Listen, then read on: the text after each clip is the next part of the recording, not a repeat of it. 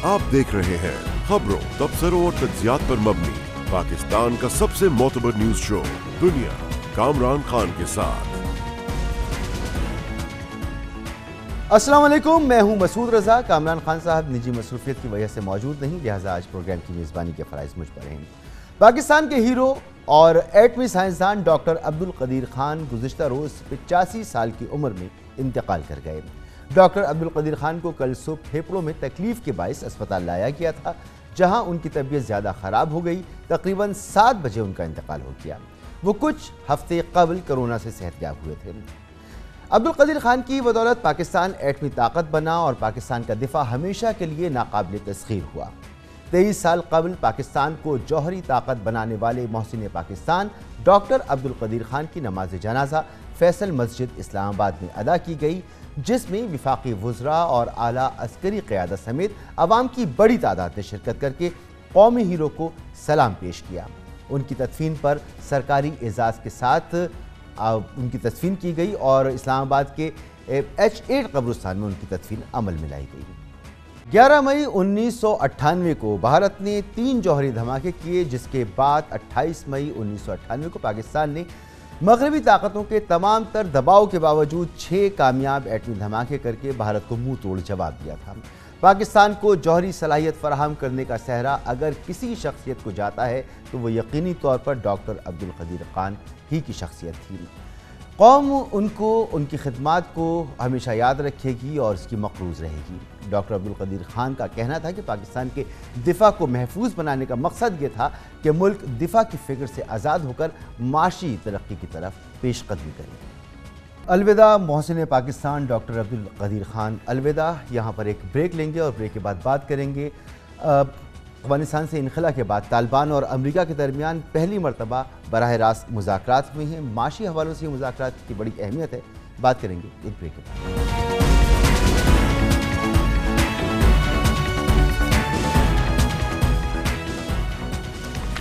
इस साल 31 अगस्त को अफ़गानिस्तान से अमरीकी और नेटो अफवाज का इनखला मुकम्मल होने के बाद पहली मरतबा अमरीका और तालिबान वफ़द की बाकायदा मुलाकात हुई है। 2 रोज़ा मुलाकात का आगाज़ परसों दोहा में हुआ था, जिसमें अमरीकी वफ़द की सरबराही अमरीकी इंटेलिजेंस एजेंसी के डिप्टी डायरेक्टर डेविड कोहन और तालिबान के वफ़द की सरबराही उनके उबूरी वज़ीर ख़ारजा मुल्ला अमीर खान मुत्तकी कर रहे थे। मुलाकात के बाद तालिबान की जानिब से दावा किया गया कि अमरीका ने इंसानी बुनियादों पर अफ़गानिस्तान को इमदाद फराहम करने की हामी भर ली है। अलबत्ता अमरीका की जानिब से इस दावे की तस्दीक नहीं की गई।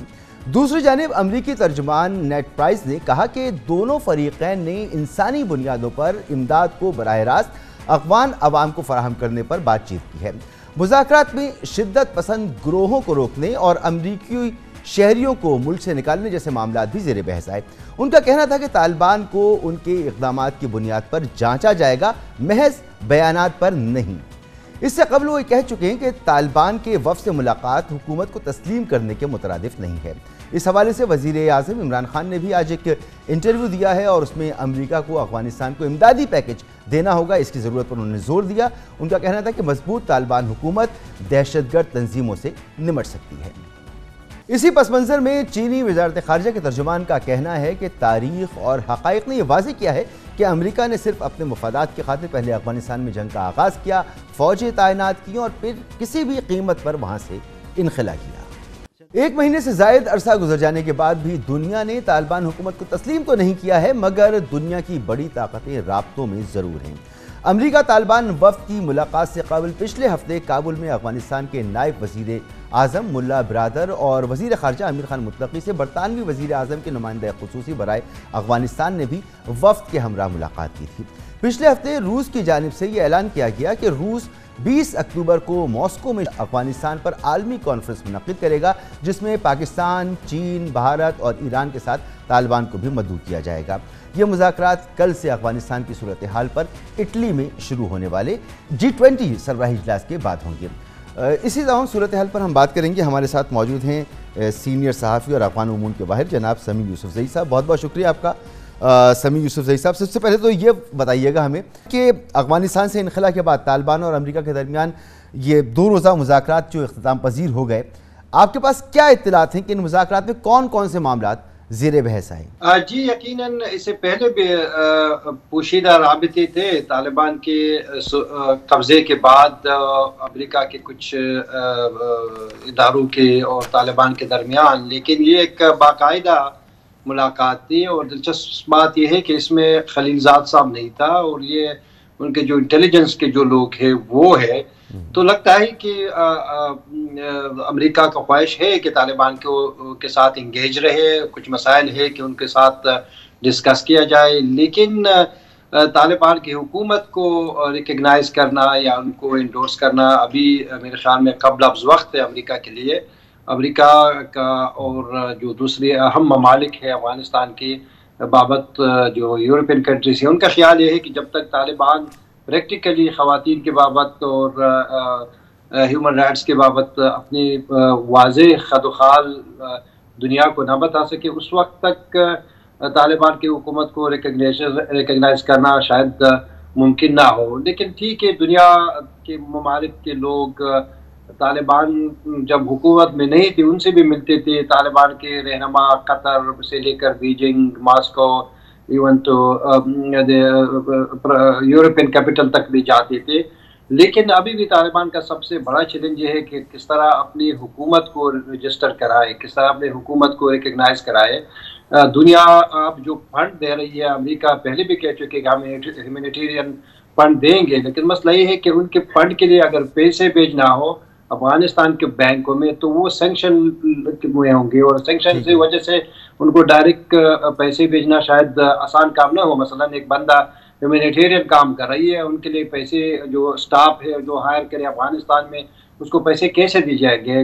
کیش میں بھی تو نہیں دے سکتے.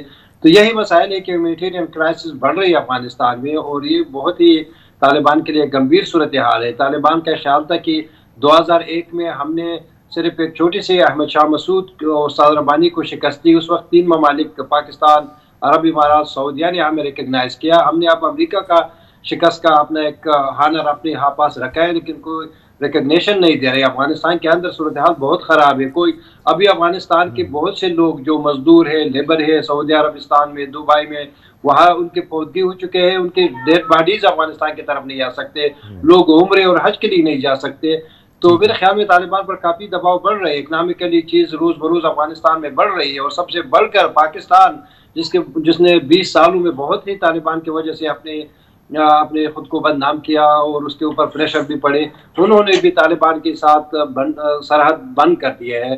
اس وقت یعنی ہزاروں کی تعداد میں لوگ پاکستان آنا چاہتے ہیں. پاکستان کو واقعا ڈر ہو کہ بہت زیادہ لوگ آئیں گے، تو ایٹ لیسٹ دن میں 2000-3000 جو ایسے لوگ ہیں جو مریض ہیں، جن کے پاس ویزا بھی ہے، ان کو بھی آنے دیا جائے. تو میرے خیال میں طالبان کے لیے آسان نہیں ہوگا. طالبان کو جس طرح امریکہ کہہ رہے ہیں کہ حرف اور الفاظ کے بجائے عملی اقدامات ہوں گے، اور ہم طالبان کے ڈکٹیشن سے ہم ان کو ریکگنائز نہیں کریں گے، ان کے اعمال سے ان کا پیمانہ کریں گے کہ اس کو ریکگنیشن دینا یا نہیں دینا. اور یہ ایک گمبھیر مسئلہ ہے. آپ نے بھی کہا کہ جیسے طالبان یہ چاہتے ہیں کہ ان کی حکومت کو اب ریکگنائز کیا جائے، ریکگنیشن ملے انہیں، اور امریکہ کا بھی اصرار ہے کہ جو ہم نے ملاقات کی ہے، بات چیت کی ہے، اس کو مترادف نہ سمجھا جائے اس کے کہ ہم نے حکومت کو تسلیم کر لیا ہے.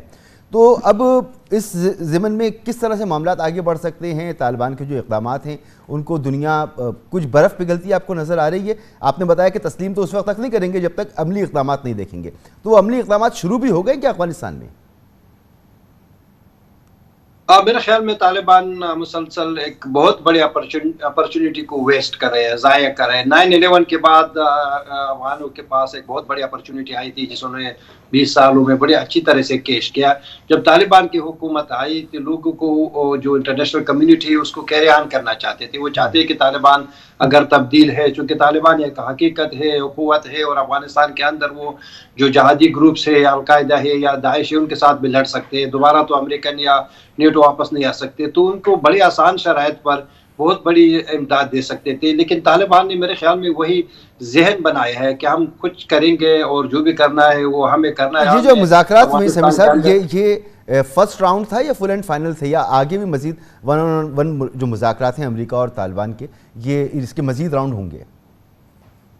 मेरे ख्याल में मजीद भी होंगे और दूसरे लोगों के साथ भी होगा, और अफगानिस्तान के नेबर्स हैं उनके लोग भी आते जाते हैं। कुछ मुज़ाकरात सीक्रेट भी होते हैं और कुछ मुज़ाकरातों के लिए तालिबान को कतर जाना पड़ता है। लेकिन ये अहम ये है कि अमेरिका की जो पॉलिसी है वो आहिस्ता आहिस्ता सख्त हो रही है। उनका ये ख्याल था कि हमने दो महीने से इंतज़ार किया कि तालिबान ने जो वादे किए थे कतर में कि हम एक इंक्लूसिव हुकूमत बनाएंगे, उन्होंने नहीं बना दिया।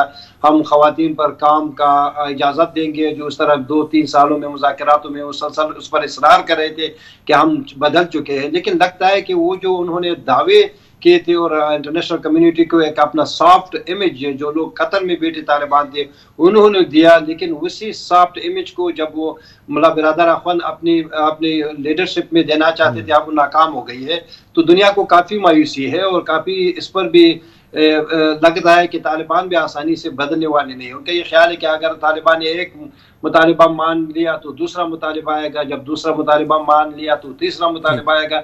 उनका ये ख्याल है कि ये इस्लाम और इस्लामी हुकूमत के साथ उनका एक मुखासमत है, न कि मगर सिर्फ अमेरिका तक बात महदूद नहीं है, बाकी दुनिया भी तालिबान से राब्ते में तो है और ये खुशाइन है तालिबान के लिए भी और अफगानिस्तान के लिए। 12 अक्टूबर को अफगानिस्तान के हवाले से G20 सरबराही कॉन्फ्रेंस हो रही है इटली में, और बरतानवी वज़ीर आज़म बोरिस जॉनसन के खुसूसी एलची उनके वफ़द के हमरा उन्होंने तालिबान से मुलाकात भी की है। तो इन मुलाकातों का पस मंज़र क्या है? मेरे ख्याल में इसी मुज़ाकरातों में आज ताजिकिस्तान का एक प्रेसिडेंट आया है रहमान रहमानोव, वो यहाँ ब्रसल्स में है।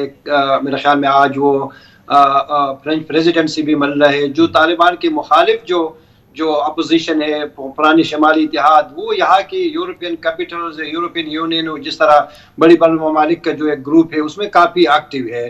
तो मेरे ख्याल में इन कॉन्फ्रेंसों से भी तालिबान को यही मैसेज जाएंगे कि अगर आपको अपने खुद को रिकग्नाइज करना है तो आपको चेंज होना पड़ेगा। इसी पॉलिसी के साथ आप दुनिया के साथ नहीं चल सकते। मेरा ख्याल नहीं है कि तालिबान को कोई रियायत मिलेंगे, बल्कि मजीद शराइत सख्त होंगे। अच्छा, इसके अलावा एक और कॉन्फ्रेंस भी है जो रूस जिसकी मेज़बानी करेगा, और उसमें अफगानिस्तान के नेबर ममालिक जो हैं वो शामिल होंगे।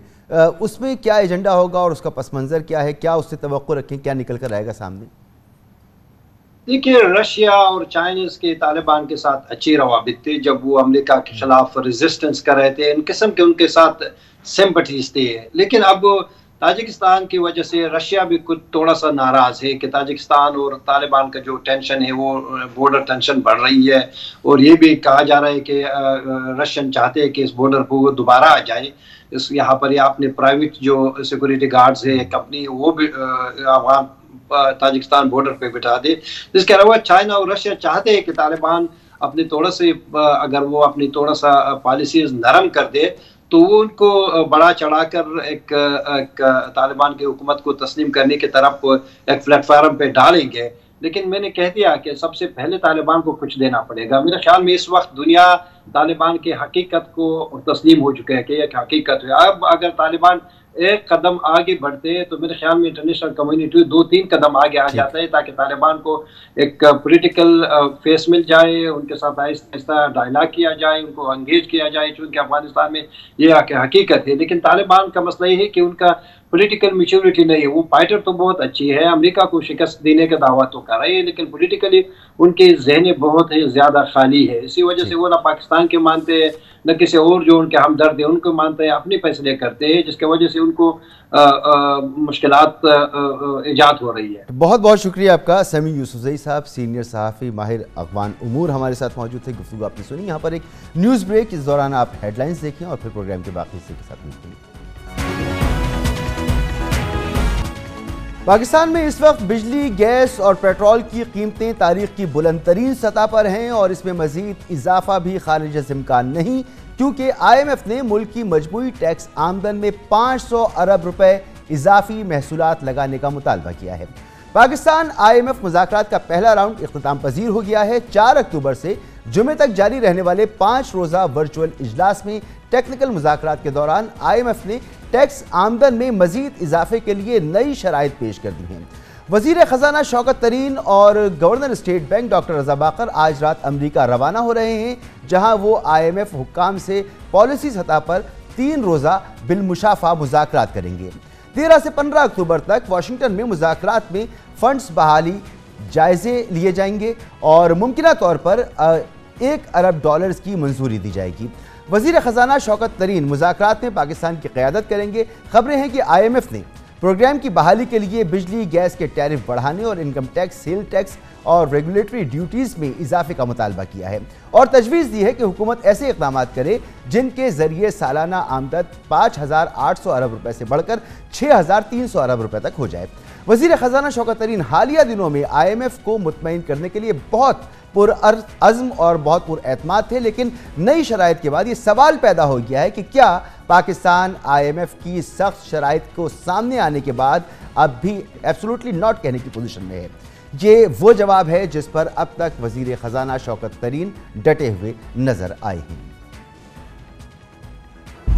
ریونیو سائیڈ ہے، اس میں تو ہمارے ریونیو جو ہے اپنے ٹارگٹ سے کوئی 20-25% جو ہے وہ زیادہ ہیں۔ اب جو پاور سائیڈ پہ اس کے بھی جو نئے میں نے نمبرز وغیرہ دیکھ رہا ہوں تو اس میں بالکل ریڈکشن آئی ہے فلوز کی۔ کوئی ہم لوگوں نے پالیسی ایڈجسٹمنٹس تو ابھی تک نہ گیس میں کی ہیں نہ ہم نے الیکٹریسٹی میں کی ہیں۔ یہ ہم ان کے ساتھ گفتگو کریں گے اور ان سے بات کر کے ہم ان کے اوپر حتمی فیصلہ کریں گے کہ بھائی یہ کتنی ہونی چاہیے۔ جو ہم پلان ان کو دیں گے وہ ذرا ایسا ہوگا کہ ان کو سیٹسفائی کرے گا، لیکن جو گروتھ ہے اس کے پیچھے ہم نہیں ہٹیں گے اور نہ ہی IMF چاہے گی کہ ہم جو گروتھ ہے نہ ہو۔ IMF جو ہے دو چیزوں کے اوپر، ایک انہوں نے کہا تھا آپ جو ریونیو کلیکٹ کریں گے انکم ٹیکس بڑھا دیں، ایگزمپشنز ختم کر دیں اور آپ 5.9 ٹریلین جو ہے وہ کر لیں۔ ہم نے کہا تھا کہ ہم آپ کو 5.8 ٹریلین تو ویسے ہی کر دیں گے، لیکن جو ایک ٹیکس دے رہا ہے اس کے اوپر اور ٹیکس لگانا ہمارے لیے یہ پروگریسو نہیں ہے۔ ہمارا جو طریقہ ہے وہ یہ ہے کہ ہم ٹیکس بیس کو ایکسپینڈ کریں۔ دوسری سائڈ پہ انہوں نے پاور پہ کہا اس نے کہ دیکھیں آپ کا سرکولر ڈیٹ بڑھتا جا رہا ہے، آپ اس کو ٹیرف بڑھائیں۔ ہم نے ان کو کہا جیسے ہی آپ ٹیرف بڑھائیں گے تو غریب کے اوپر پھر سے بوجھ پڑے گا، تو یہ جو ہے الاؤ اس کہ ہم اپنے طریقے سے کریں، تو اس میں نیگوسیشنز ہوں گی۔ IMF دو ایشوز ہیں، ایک ریونیو کا ایشو ہے اور ایک پاور سیکٹر کا ایشو ہے۔ ریونیو کا ایشو جو ہے اس میں تو کوئی مسئلہ نہیں ہونا چاہیے۔ پاور کے اوپر ہمارے چیلنجز ہیں، ہم اور فارمولے لے کے جا رہے ہیں کہ صرف ٹیرف انکریزز سے ہم یہ مسئلہ حل نہ کریں۔ میں پر امید ہوں کہ ہماری کنسٹرکٹیو ڈسکشن ہوگی IMF کے ساتھ اور انشاءاللہ ہم کسی نہ کسی سولوشن پہ آ جائیں۔ IMF نے بجلی کی بنیادی قیمت میں کم از کم $1.40 فی یونٹ مزید اضافے کا تقاضا کیا ہے اور جواز پیش کیا ہے کہ بجلی کی قیمت بڑھا کر ہی گردشی قرضے پر قابو پایا جا سکتا ہے۔ IMF نے مطالبہ کیا ہے کہ اشیاء خوردونوش اور ہر قسم کی خدمات پر ہر طرح کی سبسڈی ختم یا ان میں نمایاں کمی لائی جائے اور خسارے میں جانے والے سرکاری اداروں کی نشکاری کے پروگرام کو تیز کیا جائے اور نقصان میں چلنے والی سرکاری کمپنیوں کو نیلام کرنے کا ٹائم فریم فراہم کیا جائے۔ IMF نے 100 سے 150 ارب روپے اضافی محصولات کے لیے تنخواہ دار طبقے پر انفرادی انکم ٹیکس کی شرح بڑھانے، لگژری آئٹمز پر ریگولیٹری ڈیوٹی بڑھانے اور کئی شعبوں پر GST سے استثناء واپس لینے کی تجویز دی ہے۔ IMF نے مالیاتی پالیسی اور ایکسچینج ریٹ کے حوالے سے اسٹیٹ بینک آف پاکستان کو مکمل آزاد فیصلے کرنے اور روپے کی قدر مضبوط کرنے کے لیے مصنوعی استحکام سے اجتناب کی حکمت عملی اپنانے پر زور دیا ہے۔ اس مالی سال کی پہلی سہ ماہی میں ٹارگٹ سے 38% زائد ٹیکس آمدن کو وزیراعظم عمران خان نے FBR کا کارنامہ قرار دیا تھا، لیکن حیران کن بات یہ ہے کہ IMF نے ٹیکس کلیکشن میں اس نمایاں اضافے کو محض بڑھتی ہوئی درآمدات کی کسٹم ڈیوٹیز کا نتیجہ قرار دیا ہے اور تجارتی خسارے پر گہری تشویش کا اظہار کیا ہے۔ اس تمام صورتحال پہ بات کریں گے سینئر صحافی شہباز رانا صاحب ہمارے ساتھ موجود ہیں۔ بہت بہت شکریہ آپ کا شہباز رانا صاحب۔ سب سے پہلے تو یہ فرمائیں کہ IMF اور حکومت کے درمیان پہلا راؤنڈ مذاکرات کا اب ختم ہو گیا اور خبریں ہیں کہ IMF نے اس پروگرام کی بحالی کے لیے گیس کے ٹیرف بڑھانے، income tax, sale tax, regulatory duties میں اضافے کا مطالبہ کیا ہے۔ آپ نے بھی اس حوالے سے لکھا ہے، کیا یہ سمجھا جائے کہ کوئی منی بجٹ بھی آ سکتا ہے؟ جی بہت شکریہ مسعود رضا صاحب۔ پاکستان اور IMF کے جو بھی والے مذاکرات ہو رہے ہیں اس کو آپ کو اس تناظر میں دیکھنے کی ضرورت ہے۔ وہ جو ہے کہ جب وزیر خزانہ حفیظ شیخ صاحب کی چھٹی ہوئی اور شوکت ترین صاحب کو وزیر خزانہ بنایا گیا تو اس وقت سے لے کے جون جولائی تک جو شوکت ترین صاحب کے بیانات تھے ریگارڈنگ دی IMF پروگرام اور جو پچھلا ان کے first phase of the IMF programme تھا جس میں شرح سود میں اضافہ ہوا اور آپ کی روپے کی قدر میں کمی ہوئی اور حکومت کو ٹیکسز بھی لگانے پڑے اور روپے کی ڈی ویلیویشن ہوئی، تو شوکت ترین صاحب کا اس کے اوپر بڑا اسٹرانگ ویو تھا کہ ان تمام اقدامات کی وجہ سے پاکستان کی جو اکانومی ہے اس کے اوپر بہت برے اثرات پڑے ہیں۔ تو اگر آپ ان کے مختلف ٹی وی انٹرویوز کو اٹھا کے دیکھیں تو وہ انہوں نے اس کے اوپر بڑے جو سخت الفاظ تھے اس کا استعمال کیا، لیکن جب آج وہ دوبارہ IMF سے مذاکرات کرنے بیٹھے، پہلے جون میں ان کے مذاکرات ہوئے اور اس کے اوپر انہوں نے بڑی اسٹرانگ پوزیشن لی. انہوں نے 3 ماہ کا وقت دیا کہ اس 3 ماہ کے وقت کے اندر ہم پرفارم کریں گے، اور جب ہم دوبارہ بیٹھیں گے سپٹمبر اکتوبر میں تو حالات جو ہے اس کو وہ بہت حد تک تبدیل کر چکے ہوں گے. لیکن انفارچونیٹلی باوجود اس کا کہ جیسے آپ نے بھی کہا کہ جو ٹیکس کے محصولات ہیں اس میں 187 ارب روپیہ ہدف سے زیادہ حاصل ہوا پہلے 3 ماہ میں. IMF مطمئن نہیں تھا، اور IMF کا جو اطمینان جو نہ ہونے کی ایک بہت بڑی وجہ یہ تھی کہ جس طرح کی ریونیو کلیکشن ہو رہی تھی وہ بے شک اپنے ہدف سے زیادہ تھی، اس کی کوالٹی کے اوپر سیریس کویشچنز تھے. فار ایگزامپل پاکستان ایک تاثر یہ دیا گیا کہ جس طرح ٹیکس کلیکشن بڑھ رہی ہے تو اس کی وجہ سے پاکستان میں اکانومی کی جو ہے وہ اکنامک گروتھ آ گئی ہے، اکنامک ریوائول ہو گیا ہے. جو نمبرز کے جب آپ اندر گھستے ہیں تو آپ کو پتہ چلتا ہے کہ ایسا شاید نہیں ہے. جو ابھی آپ پہلے لے لیں اس کی مثال، آپ 3 ماہ کی جو سیلز ٹیکس کی کلیکشن تھی، اگر آپ اس کو ڈومیسٹک سٹیج کے اوپر دیکھیں تو اس میں کوئی ایسا گروتھ نہیں تھی، وہ فلیٹ تھی compare to the same period of the last year. جبکہ درآمدات کے اوپر جو سیلز ٹیکس کی کلیکشن تھی اس میں 80% اضافہ تھا. تو یہ چیز IMF کو بھی نظر آ رہی تھی اور IMF کے آنے سے پہلے ہمیں بھی نظر آ رہی تھی، اور وہی سوالات IMF نے یہاں آ کے اٹھائے ہیں کہ کل اب حکومت پاکستان چونکہ اپنی پالیسی بھی چینج کر رہی ہے. محسوس صاحب آپ کے نالج میں ہوگا اسٹیٹ بینک آف پاکستان پہلے ہی کچھ اقدامات اناؤنس کر چکا ہے کہ اکنامک گروتھ ریٹ کو سلو کرنا ہے کیونکہ کرنٹ اکاؤنٹ خسارہ بہت بڑھتا جا رہا ہے. اور جو وفاقی حکومت ہے، وزیر خزانہ شوکت فرین صاحب وہ بھی یہ بات کہہ چکے ہیں کہ ہم ریگولیٹری ڈیوٹیز لگانے جائیں گے. تو اس سارے تناظر کے اندر IMF نے جو مطالبہ سامنے رکھا ہے کہ کم از کم پاکستان کو 1% آف دا GDP یا کوئی 500 سے 550 ارب روپے کے اضافی ریونیو میجرز لینے پڑیں گے. تو یہ ریونیو میجر چونکہ نارمل تو بجٹ سیشن نہیں ہے تو آپ کو منی بجٹ لانا پڑے گا. اس میں اب حکومت کے سامنے 2 چوائسز ہیں کہ جو پرسنل انکم ٹیکس ہے سیلریڈ اور نان سیلریڈ کلاس کے انڈیویجولس کے اوپر جو ہے، اور دوسرا مختلف جو شعبے ہیں، کمپنیز ہیں، فلاحی ادارے ہیں، پینشنرز ہیں، اس طرح کے اور بہت سارے جو افراد ہوتے ہیں ان کے اوپر انکم ٹیکس کی چھوٹ ہے، وہ چھوٹ واپس لینا. ایک تو یہ چیز ہے، اور دوسرا اس کے اندر جو IMF کی طرف سے مطالبہ ہے کہ جو سیلز ٹیکس کی مد میں بہت زیادہ چھوٹ دی گئی ہے over a period of time. اگر آپ اکنامک سروے آف پاکستان اٹھا کے دیکھیں کوئی 570-80 ارب روپے کی سیلز ٹیکس کی چھوٹ کا سالانہ نقصان ہے. تو IMF کی طرف سے یہ مطالبہ ہے تقریباً 300 ارب روپے سے زیادہ کا. وہ کہہ رہے ہیں کہ سیلز ٹیکس کی جو چھوٹ آپ نے دی وہ فوری طور پر واپس لیں اور باقی پھر آپ جولائی اگلے سال سے لیں. لیکن اب لگ ایسے رہا ہے کہ جو پہلا راؤنڈ ہوا اس میں جو ہمارے پاکستانی حکام ہیں ان کی تھوڑی بہت انکلینیشن نظر آ رہی ہے کہ شاید سیلز ٹیکس کی جو چھوٹ ہے وہ حکومت واپس لینے پر آمادہ ہو جائے، اور جو پرسنل انکم ٹیکس ہے اس کے اوپر حکومت IMF سے مزید ٹائم مانگے گی. ہیونگ سیڈ دیٹ حتمی فیصلہ تو یہ ہوگا پولیٹیکل لیڈرشپ کا کہ کیا وہ اتنے جو سخت اقدامات وہ کر سکتے ہیں، کیونکہ اگر سیلز ٹیکس کی چھوٹ واپس ہوتی ہے تو اس کا جو ڈائریکٹ امپیکٹ آئے گا آپ کی مہنگائی کے اوپر آئے گا. اگر وزیر اعظم عمران خان صاحب کا آپ شیڈول دیکھیں تو اس میں بہت ساری جو میٹنگ نظر آتی ہے وہ مہنگائی کو کنٹرول کرنے کے لیے نظر آتی ہیں. تو ان حالات میں جب مہنگائی پہلے ہی بہت زیادہ ہے، لوگ تنگ ہیں، کیا حکومت 300 ارب روپے کے سیلز ٹیکس کے اقدامات کر سکتی ہے؟ یہی سب سے امپورٹنٹ سوال ہے جو میں آپ سے کرنا بھی چاہ رہا ہوں کہ اب پاکستان کو IMF پیکیج کی ضرورت بھی ہے اور IMF کی سخت شرائط بھی سامنے آ چکی ہیں. تو سب سے بڑا سوال یہی ہے کہ اب پاکستان ان شرائط کو سامنے رکھتے ہوئے ایبسولوٹلی ناٹ کہنے کی پوزیشن میں ہے. مسعود صاحب، جو قومیں معاشی طور پر خود مختار ہوتی ہیں وہ ایبسولوٹلی ناٹ کہتی ہیں. جو ہم نے پولیٹیکل لیول پہ بھی ایبسولوٹلی ناٹ کا ہم نے ایک ٹرینڈ چلوائے تھے ٹویٹر کے اوپر، تو اس کے بعد جو امریکہ سے خبریں آئی تھیں کہ وہاں سے تو کوئی ایسا فارملی پاکستان سے مطالبہ ہی نہیں کیا گیا تھا کہ ہمیں آپ ایئر بیسز دے دیں. تو یہی حالت یہاں پہ اکنامک پالیسی کے اوپر بھی ہے. جو قوم اپنے 3 ماہ کے اخراجات اپنی جیب سے پورے نہیں کر سکتی، اس کے پاس یہ کہاں سے آپشن آ گئی کہ وہ ایبسولوٹلی ناٹ کہہ دے. حالت اس وقت یہ ہے کہ جس تیزی سے کرنٹ اکاؤنٹ کا خسارہ بڑھ رہا ہے اور جو روپے کی ڈی ویلیویشن ہو رہی ہے، اس کے ساتھ جو ہمارے دوسرے مسائل ہیں، تو IMF کو ایک بات بہت اچھی طرح پتہ ہے کہ اگر پاکستان نے فوری طور پر کریکٹیو میئرز نہ لیے، اگر پاکستان اور IMF کا جو پروگرام ہے وہ بحال نہیں ہوا، تو کمنگ جنوری فروری میں پاکستان کو سیریس قسم کے ایکسٹرنل سیکٹر کے مسائل کا سامنا کرنا پڑ سکتا ہے. اس وقت جو ایک بہت بڑا جو نظر کا دھوکہ ہے وہ یہ ہے کہ اسٹیٹ بینک کے جو غیر ملکی زر مبادلہ کے ذخائر ہیں وہ 19 ارب ڈالر ہے. اس غیر ملکی زر مبادلہ کے جو ذخائر کی حقیقت ہے وہ ہم سب کو پتہ ہے.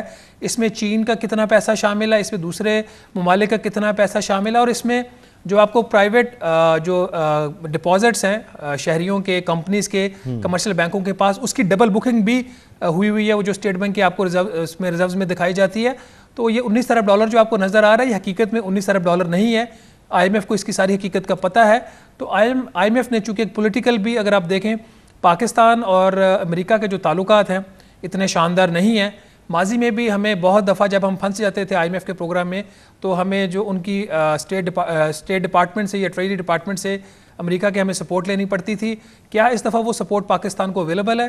تو جو ملک معاشی طور پر خود مختار نہ ہو اور جب اس کا میرٹ کے اوپر کیس پھنس جائے تو وہ امریکن حکومت کی طرف دیکھے. تو مسعود رضا صاحب اس طرح کی حکومت کے پاس چاہے وہ نواز شریف کی ہو یا عمران خان صاحب کی ہو ایبسلیوٹلی ناٹ کی کوئی آپشن نہیں ہوتی. ٹھیک، مگر یہ ہم نے دیکھا تواتر کے ساتھ وزیر خزانہ شوکت ترین صاحب IMF کو مطمئن کرنے کے حوالے سے بہت پر امید دکھائی دیتے تھے، اور ایک ہفتے پہلے تک تو انہوں نے ریونیو کلیکشن پر بھی اطمینان کا اظہار کیا تھا، پاور سیکٹر پر بھی IMF کو انہوں نے اعتماد میں لینے کے لیے وہ بڑے پرعزم دکھائی دے رہے تھے. لیکن اس تمام کارکردگی پر IMF کی تسلی ہوتی ہمیں نظر نہیں آتی، اور خاص طور پر ریونیو سیکٹر میں. مسعود صاحب اس میں کوئی شک والی بات نہیں کہ FBR کی جو ٹیکس کلیکشن ہے بہت اچھی ہے، کم از کم ہماری ایکسپیکٹیشن سے بھی اچھی ہے. اب وہ جیسا میں نے پہلے آپ کے سوال کے جواب میں کہا تھا اس کی وجہ درآمدات بڑھتی ہوئی جو ہماری ہیں اس کی وجہ سے ٹیکس کلیکشن میں اضافہ ہو رہا ہے. ڈومیسٹک سطح پہ اس کے اوپر اتنی گروتھ نہیں ہے، اور IMF ہمیشہ بات کرتا ہے sustainability of the fiscal frame work کی. تو اس لیے IMF کا جو کنسرنز ہیں وہ میرا خیال بے جا نہیں ہے. لیکن اس میں جو امپورٹنٹ کویسچن ہوتا ہے وہ یہ ہے کہ کیا ان حالات میں جب پاکستان کے اندر مہنگائی ہے، ان حالات میں جب پاکستان کی اکانومی کی ایوریج جو گروتھ ریٹ ہے وہ 2.5 سے 3% زیادہ نہیں ہے پچھلے 3 سال میں، ایسا ملک جہاں پہ 7% سے زیادہ آپ کو سالانہ ترقی کی شرح چاہیے صرف اس لیے کہ جو نوجوان پاکستان کی مارکیٹ میں انٹر ہو رہے ہیں ان کے لیے جابز کریٹ کر سکیں. تو جب 3% پہ گروتھ ہوتی ہے تو پھر مہنگائی ہوتی ہے، بے روزگاری ہوتی ہے اور غربت بھی ہوتی ہے. تو ان حالات کے اندر کیا IMF کو پاکستان کے اوپر دباؤ ڈالنا چاہیے کہ وہ نئے کوئی 500 ارب روپے کے ٹیکسوں کا بوجھ ڈال دے؟ اس کے ساتھ ہی مسعود رضا صاحب آپ کو یہ بات بھی ذہن میں رکھنی چاہیے کہ بجلی کی قیمتوں میں بے تحاشا اضافہ ہو رہا ہے. ہم ایک طرف تو کہہ رہے ہیں کہ ہم IMF کی بات نہیں مانتے، ہم بجلی کی قیمت میں اضافہ نہیں کر رہے، ہم سالانہ بنیادوں پر بجلی کی قیمت میں اضافہ نہیں کر رہے. اینول بیس ٹیرف میں آپ کی کوارٹرلی ٹیرف ایڈجسٹمنٹس بھی ہو رہی ہیں، اور جو ایک خطرناک چیز ہو رہی ہے ماہانہ بنیادوں پر جو فیول پرائس ایڈجسٹمنٹ ہو رہی ہے اس میں اب 2 روپے تک فی یونٹ اضافہ ہو رہا ہے. تو ایک وقت تھا جب عالمی منڈی میں کروڈ آئل کی قیمتیں کم تھیں، آپ کا روپیہ تھوڑا سا سٹیبل ہو گیا تھا، تو فیول پرائس ایڈجسٹمنٹ میں آپ کو تھوڑی بہت یا ریلیف ملتی تھی یا نیوٹرل رہتا تھا. اب آپ چلے گئے ہیں 2 روپے، 1.5 روپیہ، 1 روپیہ فی یونٹ ہر مہینے اس میں ایڈجسٹمنٹ میں، جو پچھلے بھی آپ کے ایریاز آپ کے بلوں سے ریکور ہو رہے ہیں. اس کی ایک بہت بڑی وجہ جو ہے وہ یہ آپ کے لیے جو روپے کی قدر میں مسلسل کمی ہو رہی ہے اس کی وجہ سے آپ کی فیول کاسٹ بڑھ رہی ہے، آپ کی پاور جنریشن کاسٹ بڑھ رہی ہے.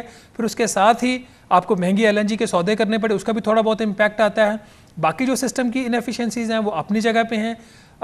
کیپیسٹی آئیڈل کیپیسٹی پیمنٹس کا بہت زیادہ اس حکومت نے رونا رویا ہے، لیکن اس حکومت سے جب پوچھا جائے کہ کتنا یہ اکنامک میرٹ آرڈر جو ہوتا ہے پاور پلانٹس اس کے اوپر اس کو چلا رہی ہے، اور خاص طور پر جو انہوں نے ایک IGCEP ایک پالیسی ہے انٹیگریٹڈ، مجھے اس کا ایگزیکٹ میرا نام اس کا ذہن میں نہیں، IGCEP پالیسی کے تحت ان کو اگر آپ میرٹ آرڈر دیکھیں تو بہت ساری ایسے پاور پلانٹس جو LNG کے ہیں اس کے اوپر انہوں نے کہا کہ اس کو شاید 50% کیپیسٹی پہ، کوئلے کے اسی طرح.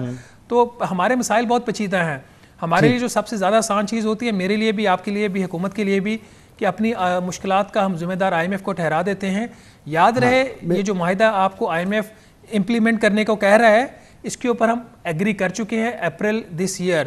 تو کیا جب ہم نے اس وقت یہ ساری کمٹمنٹ دی تھی ہمیں نہیں پتا تھا کہ پاکستان کے اندر مہنگائی کی کیا اس کا امپیکٹ آئے گا، اکنامک گروتھ کے اوپر کیا امپیکٹ آئے گا، کیا ہماری پالیسیز قابل ہیں کہ ہم ہائی گروتھ پیس کے اوپر جا سکیں. تو ہمیں ایک اگر بیلنس انالیسز ہم لیں تو ٹھیک ہے IMF تھوڑا سا سخت ہے لیکن اس میں ہمارا اپنا قصور بھی زیادہ ہے. پچھلے سال GDP میں زراعت کا حصہ 11.5 ٹریلین روپے تھا، لیکن اس کے باوجود مجموعی زرعی انکم ٹیکس 3 ارب روپے سے بھی کم جمع ہوا، یعنی GDP کا 0.02%. خبریں یہ ہیں کہ IMF نے صوبوں کو کہا ہے کہ آپ زرعی ٹیکس جمع کریں، درست بات ہے یہ؟ دیکھیے یہ جو ایشو ہے نا ایگریکلچر انکم ٹیکس کا، پروونشل گورنمنٹس تو بالکل بھی اس کے اوپر فوکس کرنے کو تیار نہیں ہے، اور اس کی سب سے بڑی وجہ یہ ہے کہ جو لوگ ابھی اقتدار میں ہیں، چاہے سندھ میں ہے چاہے پنجاب میں، وہ اس کے سب سے بڑے بینیفیشری ہیں.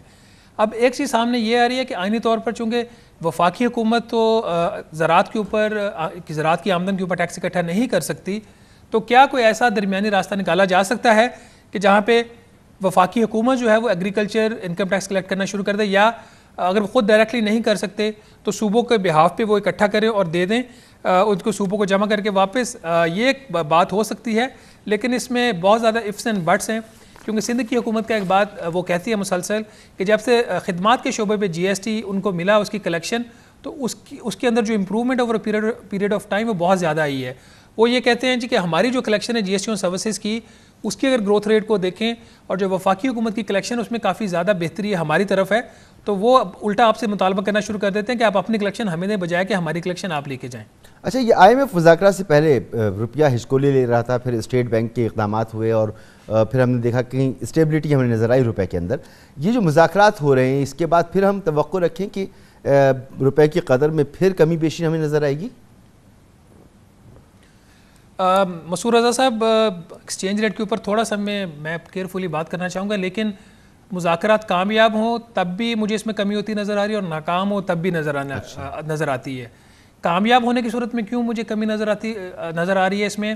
ابھی جو اسٹیٹ بینک آف پاکستان ہے، میں نے اس کے اوپر ٹریبیون میں خبر بھی کی تھی اور اپنے پروگرام میں بھی اس کا ذکر کیا، وہ مارکیٹ میں انٹرونشن کر رہی ہے، اور میں نے جب یہ خبر کی تو اس کے بعد بھی ان کی انٹرونشن جاری ہے، اچھی خاصی جاری ہے ابھی بھی۔ تو اگر تو آپ کے مذاکرات کامیاب ہو جاتے ہیں IMF سے، تو یہ جو انٹرونشن ہو رہی ہے یہ رک جائے گی، کیونکہ IMF آپ کو یہ کرنے نہیں دے گا۔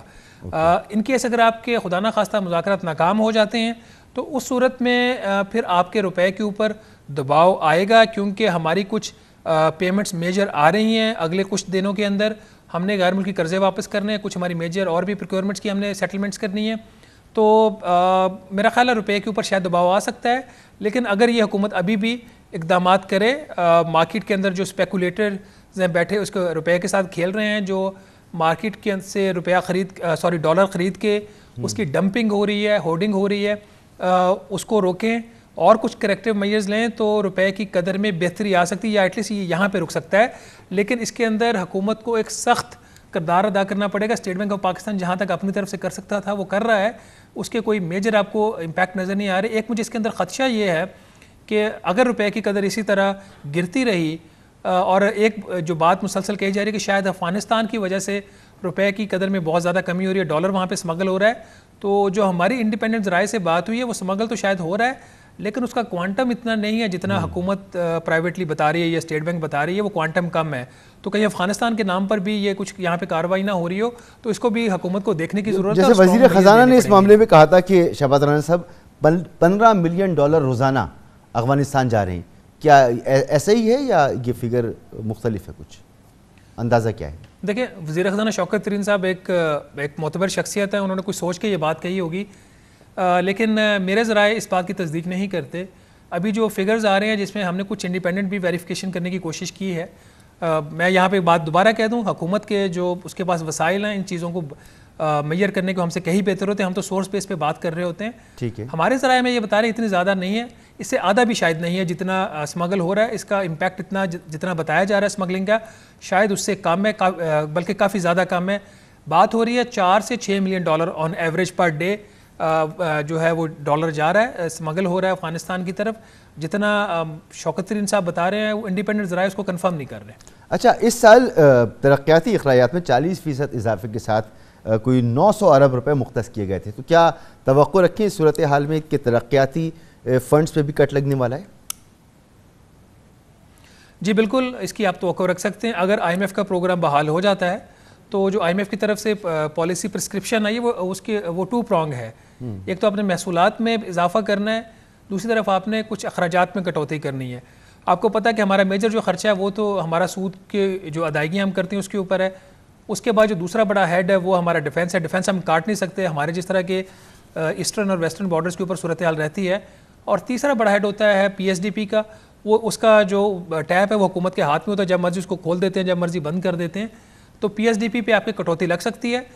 لیکن اسد عمر صاحب جو اس کے پلاننگ کے وزیر ہیں، ان کی یہ خواہش تھی کہ PSDP کو پروٹیکٹ کیا جائے، بلکہ پچھلا مالی سال جو ختم ہوا ہے بہت عرصے کے بعد آپ نے دیکھا کہ PSDP کی جو سپینڈنگ تھی وہ بجٹ سے بھی کوئی 20-30 ارب روپیہ زیادہ تھی، وچ واز اے گڈ اومن، اور اس کا رزلٹ آپ نے دیکھا کہ مارکیٹ کے اندر ایکٹیویٹی ہوئی. لیکن چونکہ ہمارے فنڈامنٹل اکانومی کے جو مسائل تھے وہ اپنی جگہ پہ تھے, ہم پچھلے 3 سال میں برآمدات کو بڑھا نہیں سکے, ٹیکس محصولات اس طریقے سے نہیں بڑھ سکی جس طریقے سے بڑھنی چاہیے تھی.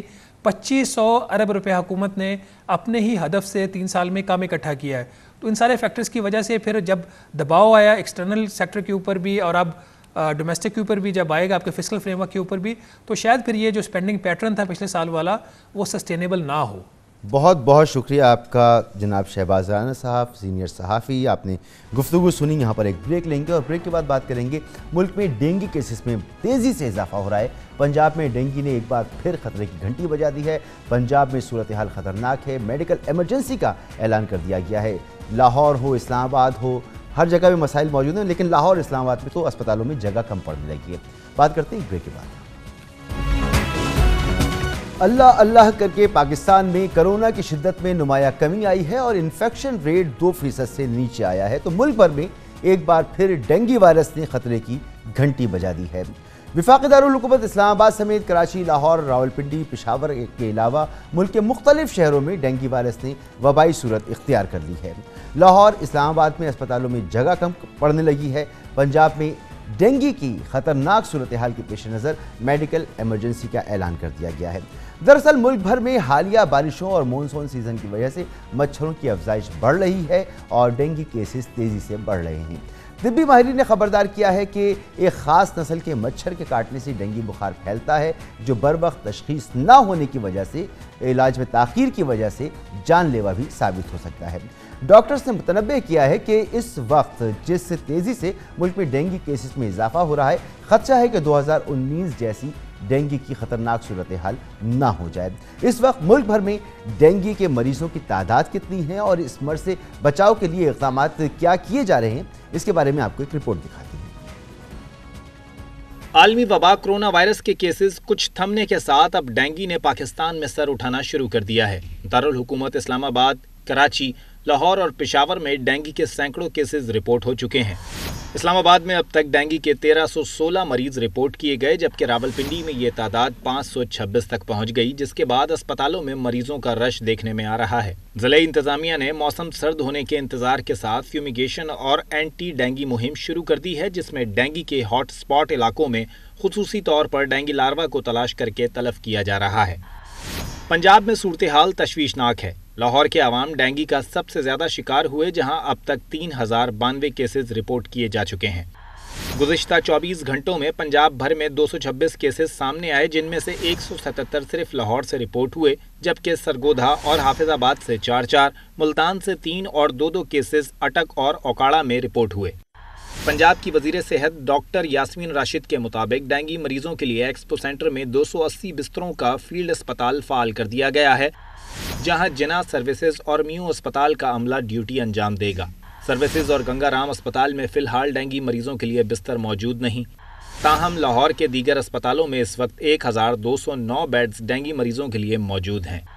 پنجاب کے بعد خیبر پختونخوا میں ڈینگی تیزی سے پھیل رہا ہے. اب تک 2795 کیسز رپورٹ کیے جا چکے ہیں. پشاور سب سے متاثرہ علاقہ ہے, جہاں ڈینگی نے 765 افراد کو شکار کیا. تہکال, دانش آباد, اچی, سفید ڈہری, سربند اور بورڈ کے علاقے ڈینگی کا گڑھ بن چکے ہیں, جبکہ درجنوں دیہات ڈینگی کے چنگل میں ہیں. بلوچستان کے اضلاع گوادر, کیچ اور لسبیلا میں بھی اب تک 1750 ڈینگی کیسز رپورٹ ہو چکے ہیں اور انتظامیہ ڈینگی کے خاتمے کی سرتوڑ کوششیں کر رہی ہے. سندھ میں بھی بارشوں کے بعد ڈینگی کیسز میں اضافہ ریکارڈ کیا گیا ہے. اعداد و شمار کے مطابق رواں ماہ سندھ میں 377 کیسز رپورٹ ہوئے ہیں. کراچی اور مٹیاری سب سے زیادہ متاثر ہیں. کراچی کے ضلع وسطی, شرقی اور جنوبی میں صورتحال تشویشناک ہے. صوبائی محکمہ صحت کے مطابق اس ماہ ضلع وسطی سے 48, شرقی سے 46, کورنگی سے 42, جنوبی سے 18, غربی سے 21 اور ضلع ملیر سے 13 کیسز رپورٹ ہوئے ہیں. سندھ میں اس سال اب تک 6 افراد ڈینگی سے جاں بحق ہو چکے ہیں. کمشنر کراچی نے ٹائر شاپس, تعمیراتی مقامات, سوئمنگ پولز, نرسریز اور ڈینگی مچھر کے دیگر بریڈنگ مقامات پر خصوصی طور پر اسپرے کرنے کی ہدایت کی ہے. ماہرین صحت کے مطابق اگست سے نومبر تک ملیریا اور ڈینگی کی افزائش کے حوالے سے ہائی ٹرانسمیشن سیزن رہتا ہے. اس تمام صورتحال پہ بات کریں گے. ہمارے ساتھ موجود ہیں ڈاکٹر یاسمین راشد صاحبہ, وزیر صحت پنجاب. ڈاکٹر صاحبہ بہت بہت شکریہ, آپ نے وقت نکالا. ڈاکٹر صاحبہ اس وقت صورتحال کیا ہے؟ جیسا ہمارے پاس معلومات ہیں کہ خاص طور پہ اسلام آباد اور لاہور میں زیادہ تشویشناک صورتحال ہے اور جو مختص بیڈز تھے وہ کم پڑنے لگیں اس کے لیے. نہیں جی الحمدللہ بیڈز تو کم نہیں پڑ رہے. میں صرف آپ کو تھوڑی سی جو ڈیٹیلز بتانا چاہتی ہوں وہ یہ کہ ٹوٹل نمبر آف کیسز آج کے دن تک جو کنفرمڈ آئے ہیں وہ 4176 کیسز ٹوٹل پنجاب کے اندر. آپ نے آلریڈی اس کے اوپر انہوں نے ڈیٹیل رپورٹ تو دے دیے جتنے کیسز سامنے آئے ہیں. میرے پاس اس وقت ہسپتالوں کے اندر اگر میں بتاؤں آپ کو تو لاہور کے ہسپتالوں میں 513 مریض داخل ہیں اور راولپنڈی کے ہسپتالوں کے اندر 230 مریض جو ہیں وہ اس وقت داخل ہیں.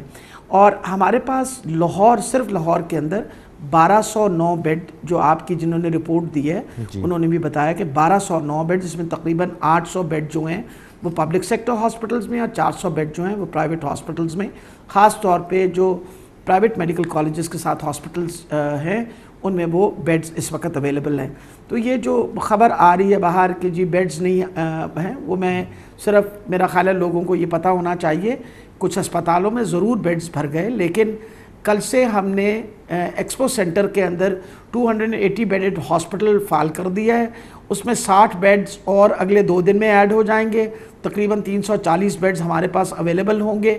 وہاں دن رات عملہ ہمارا موجود ہے, 24 آورس سروس دی جا رہی ہے اور سارے ہاسپٹل کے ساتھ ان کی کنیکٹیوٹی ہے کیونکہ ہم نے یہ رکھا ہے کہ جن کی مائلڈ اور ماڈریٹ ڈینگی ہے وہ ادھر رہیں گے اور خدا نہ خواستہ کوئی جن کی طبیعت زیادہ خراب ہو جائے ہیمریجک فیور میں مبتلا ہو جائیں وہ پھر ان کے ریلیٹڈ ہاسپٹلز میں ٹرانسفر کر دیے جائیں گے. اس معاملے کی انٹینسٹی سمجھنے کے لیے آپ سے پوچھنا چاہ رہا ہوں. آپ نے کہا ایکسپو سینٹر میں آپ جو ہے یہ بیڈ یا اپنے بڑا اسپتال جو ہے اسٹیبلش اس کو فعال کر دیا ہے تو یہ گنگا رام اسپتال اور دیگر اسپتال یہاں پر کیا واقعی گنجائش اب نہیں ہے کہ یہ کام کرنا پڑ رہا ہے؟ میں صرف اس معاملے کی انٹینسٹی جاننے کے لیے آپ سے پوچھ رہا ہوں. نہیں دیکھیں بیسکلی بہتر ہوتا ہے کہ انسان ہر قسم کی تیاری کر لے بجائے یہ کہ ہم انتظار کرتے رہیں کہ جی جب وہ بیڈ بھریں گے تو پھر کوئی بندوبست کریں. ہم نے ایکسپو سینٹر میں اسی لیے اسپتال جو تھا وہ تیار کر دیا اور میری اطلاع کے مطابق اب تک وہاں تو کوئی تقریباً کل جب سے ہم نے اناؤنس کیا تقریباً 100 مریض سے زیادہ اپنے آپ کو دکھا چکے ہیں, CBC ہو چکی ہے اور 9 مریض وہاں بھی داخل ہو گئے ہیں. ہم نے اس لیے وہاں علیحدہ سارا سسٹم کر دیا کہ وہاں کم سے کم مسلسل اٹینشن صرف ڈینگی کے مریضوں کو مل جائے گی. اور جو ہاسپٹلز کے اندر دیکھیں ہمارے پاس 2 قسم کے اب اس وقت ہسپتالوں میں مریض ہیں. ایک طرف ہمارے پاس کووڈ ہے, کووڈ کہیں چلا تو نہیں گیا, آپ کو پتہ ہے کووڈ بھی ابھی موجود ہے اور کووڈ کے مریض بھی ابھی بھی ہمارے پاس ہسپتالوں میں داخل ہیں. آج کے دن میں کچھ 232 مریض ایسے ہیں ہمارے جو انٹینسو کیئر یونٹس میں ہیں. میں کووڈ کی بات کر رہی ہوں. تو اس لیے ہمیں دونوں چیزوں کو بیلنس کرنا پڑتا تھا. ابھی ہمارے 2 ہسپتال جیسے جنا ہسپتال تھا اور سروسز اس میں کل تک بیڈز جو تھے وہ اویلیبل نہیں تھے, شام تک 6 بیڈ اویلیبل ہو گئے. اسی طرح باقی ہمارے بڑے ہسپتالوں میں بیڈز اویلیبل ہونے کے علاوہ لاہور میں خاص طور پہ ہم نے انشور کیا کہ جو ہمارے گرد و نواح میں جو ہمارے پرائمری ہیلتھ کیئر کے ہاسپٹلز ہیں جس کے اندر تحصیل ہیڈ کوارٹر ہاسپٹلز ان کے اندر بھی 25 بیڈز جو ہیں وہ تیار ہو گئے ہیں. تو مسلسل ہم ریمپ اپ کا کام کر رہے ہیں. سوشل سیکورٹی ہاسپٹل میں اس وقت بیڈز کو تقریباً 100 سے زیادہ تیار ہو گئے ہیں. تو we are constantly ramping up in anticipation کہ اگر خدا نہ خواستہ مریض بڑھیں کیونکہ ڈیفینیٹلی انکریز تو ہو رہا ہے نمبر میں, تو ہم چاہتے ہیں کہ یہ نہ ہو کہ کسی مریض کو کبھی انکاری کریں. اللہ کرے ڈاکٹر صاحب صورتحال اسی طریقے سے جس طرح کووڈ کا اللہ کرے کہ صورتحال گھمبیر نہ ہو, لیکن جو ٹریک ریکارڈ ہے خاص طور پہ PTI گورنمنٹ آنے کے بعد وہ یہ بتاتا ہے کہ ہر سال اس وبا میں اضافہ ہو رہا ہے اور یہ گزشتہ حکومت میں ہمیں کرٹیل ہوتی نظر آئی تھی, کنٹرولڈ ہوتی نظر آئی تھی, لیکن اس دفعہ نہیں ہو رہا. اس لیے ہم انٹیسپیٹ بھی کر رہے ہیں کہ شاید دوبارہ سے یہ صورتحال ہو. تو اس کی وجہ کیا ہے؟ یہ ہر سال ایک وبا کی صورت کیوں آ رہا ہے؟ میرا خیال ہے نہیں, اگر آپ اس کی سائیکل دیکھیں 2016 میں جب یہ پچھلی حکومت تھی تب بھی ایپیڈیمک آیا تھا. آپ پیچھے چلے جائیے ہسٹری میں تو یو ول سی اٹ. ہر تیسرے سال ایک سائیکل آتا ہے اینڈ وی ور اینٹیسپیٹنگ 2019 کے اندر وہ سائیکل آیا.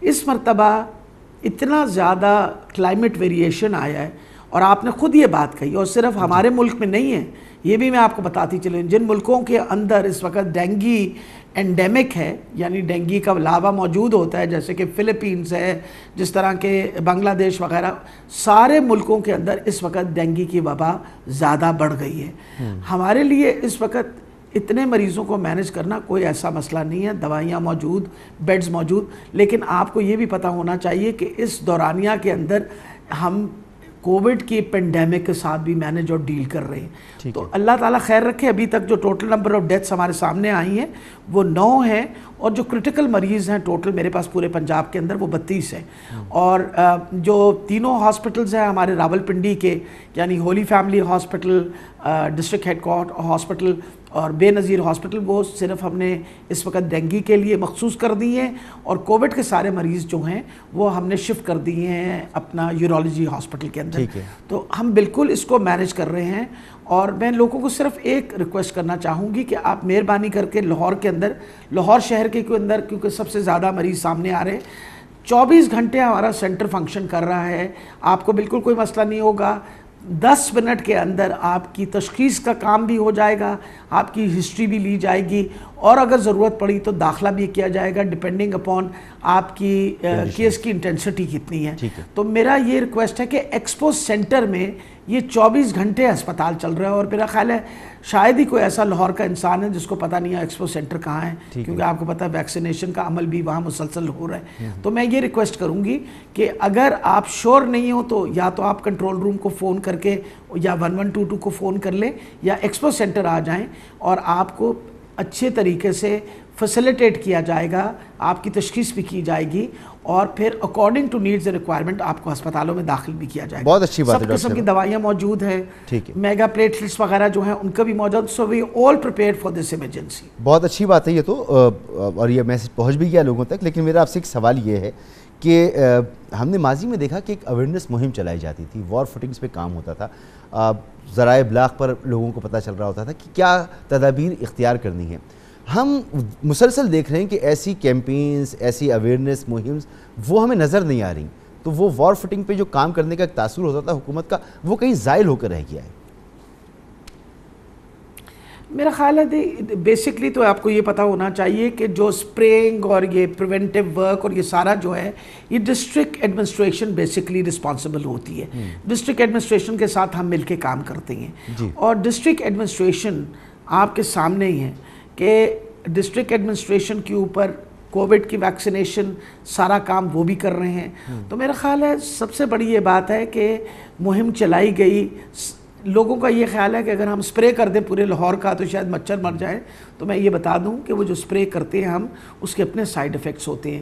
ورلڈ ہیلتھ آرگنائزیشن اور پلس جو ڈینگی کے ایکسپرٹس ہیں ان کا یہ کہنا ہے کہ فار ایگزامپل کسی گھر میں اگر ڈینگی کا پیشنٹ نکل آئے تو آپ 50 ہاؤزز جو اس کے ارد گرد ہیں ان کی سپرے کریے۔ ڈاکٹر صاحب یہ تو اسٹیبلشڈ فیکٹ ہے، اس میں کوئی دوسری رائے نہیں ہے کہ اسپرے زیادہ نقصان دہ ہے، لیکن جو اویئرنیس ہے لوگوں کو بتانا کہ جی پانی جمع نہ ہونے دیں، گملوں میں پانی اگر ہے تو اس کا کیا کریں، بارشیں ہو رہی ہیں موسم میں تو چھتوں کو کیسے صاف رکھیں، یہ ایک مسلسل عمل تھا جو ہوتا تھا، لیکن آپ کی جب پی ٹی آئی کی حکومت جب سے آئی ہے یہ عمل ہمیں تھما ہوا محسوس ہوتا ہے۔ بالکل دباؤ ہوگا کووڈ کا بھی، آپ بھی گواہ ہوں گی اس بات کی۔ نہیں جی بالکل نہیں بالکل اسی طرح عمل ہوتا ہے۔ میرا خیال ہے کہ آپ آج کے دن میں اگر میں آپ کو اینڈرائڈ ایکٹیویٹیز لاہور کی بتاؤں تو 58,000 گھر وزٹ کیے گئے، 58,000، اور آپ کے پاس جو پازیٹیو لاروا ہے وہ 1634 گھروں سے نکلا۔ تو یہ نہیں ہے کہ کام اس وقت رکا ہوا ہے۔ راول پنڈی کے میرے پاس سامنے فگرز ہے، 34,992 گھر وزٹ کیے گئے، 533 میں یہ نکلا۔ یہ میرا خیال ہے سب سے امپورٹنٹ یہ چیز ہے۔ اویئرنیس کیمپین بھی ہوتے ہیں، پوری کوشش کر رہے ہیں، اور جب سے اس سال کی شروع سے 17 میٹنگز ہماری کیبنٹ کمیٹی کی اسی کے اوپر ہوئیں۔ یہ نہیں تھا کہ ہم کووڈ کے لیے صرف کام کر رہے تھے، ہم باقاعدہ اس وقت ڈینگی پہ بھی ساتھ ساتھ کام کر رہے تھے۔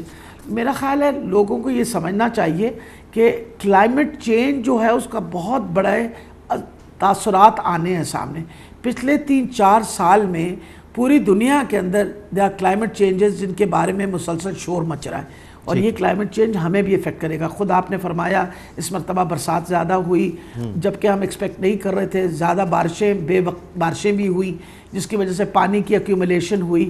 لاہور میں خاص طور پہ ان علاقوں کے اندر جہاں بہت زیادہ کنسٹرکشن ہو رہی ہے جیسے DHA وغیرہ یا جوہر ٹاؤن وغیرہ, وہاں زیادہ ڈینگی کا لاروا اور مسلسل ہاٹ سپاٹس جو ہیں ان کے پیچھے ہم پڑے ہوئے ہیں. آپ امیجن نہیں کر سکتے کہ کتنے لوگوں پہ جرمانہ کیا گیا, لوگوں کی باقاعدہ ہاٹ سپاٹس جو ہیں ان کی صفائی کی گئی. لیکن ایک یہ this is a constant process going آن.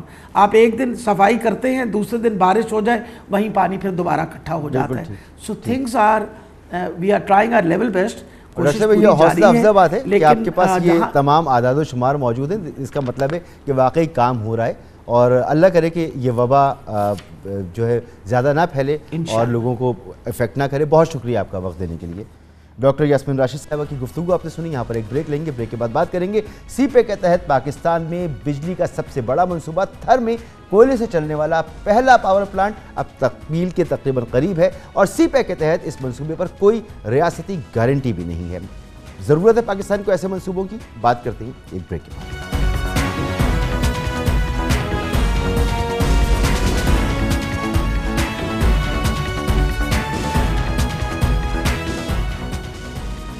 پاک چین اقتصادی راہداری منصوبہ یقیناً ملک کی معاشی قسمت بدل سکتا ہے, لیکن اس میں فی الوقت بڑی قباحت یہ ہے کہ سی پیک کے تحت زیادہ تر پاور پروجیکٹس درآمدی فیول سے بجلی کی پیداوار کر رہے ہیں, جن میں پاکستان کو چینی کمپنیوں کو ڈالر کی شرح میں سود اور منافع اور ریاستی گارنٹی بھی دینا پڑ رہی ہے.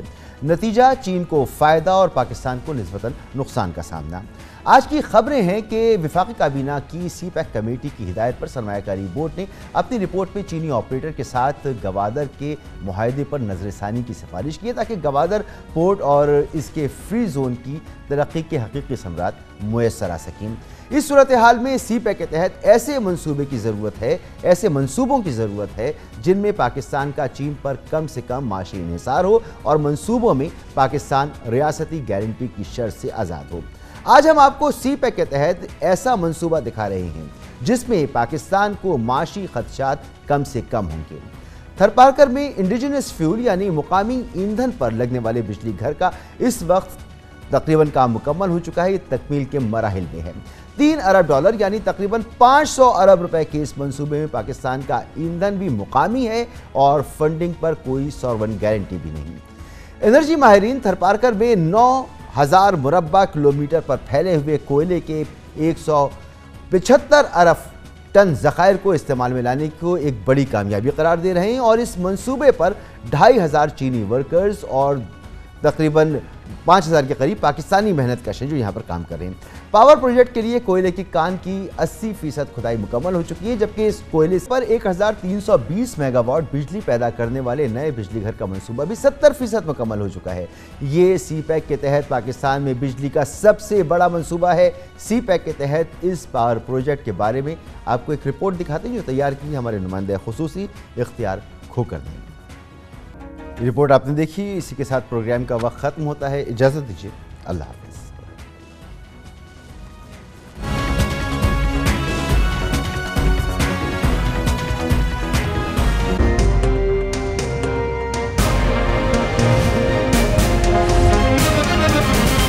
دنیا خبر کی دنیا